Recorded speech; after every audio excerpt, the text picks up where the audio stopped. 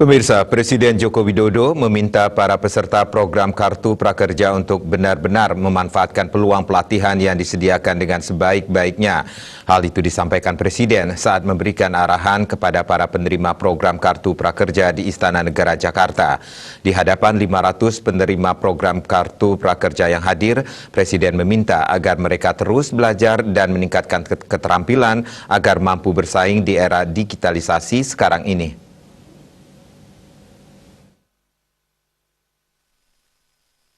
Sebanyak 88,9% responden survei Angkatan Kerja Nasional yang digelar Badan Pusat Statistik pada Agustus 2020 lalu menyatakan bahwa program Kartu Prakerja yang mereka ikuti telah meningkatkan keterampilan masing-masing.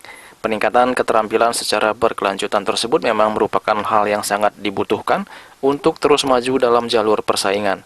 Hal itu disampaikan Presiden Joko Widodo saat memberikan arahan kepada para penerima Kartu Prakerja tahun 2020-2021 di Istana Negara Jakarta pada Rabu 17 Maret 2021. Di hadapan sekitar 500 peserta program Kartu Prakerja yang hadir, Presiden Joko Widodo mengatakan di zaman yang penuh kompetisi ini kecepatan dan keterampilan menjadi kata kuncinya.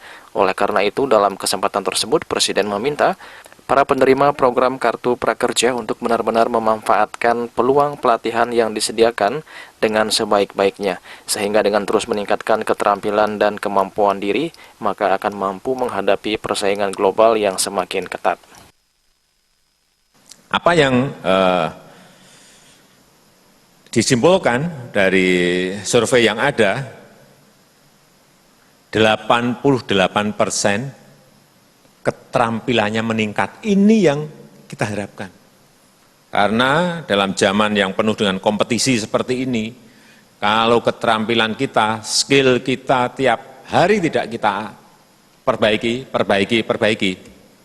hilang kita. Loh, tahu-tahu kok saya kehilangan pekerjaan. Ya, karena skillnya yang lain memperbaiki skill, memperbaiki keterampilan, dan kita tidak. Ini yang perlu saya ingatkan. Zamannya zaman yang kecepatan perubahan itu cepat banget sekarang ini.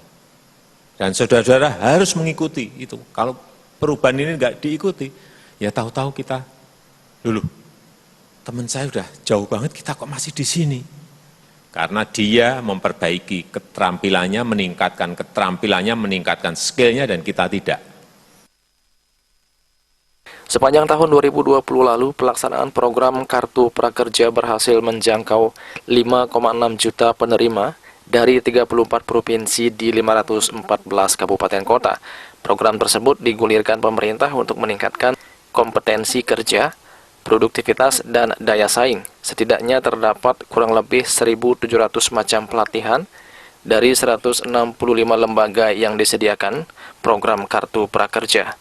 Peserta program tersebut dipersilakan untuk memilih pelatihan mana yang mereka butuhkan dan minati untuk dapat meningkatkan kemampuan. Sementara dari sekian banyak macam pelatihan, terdapat 5 jenis pelatihan yang diminati peserta selama bergulirnya program Kartu Prakerja, yakni pemasaran daring, food and beverage, teknologi informasi, perkantoran, dan kewirausahaan.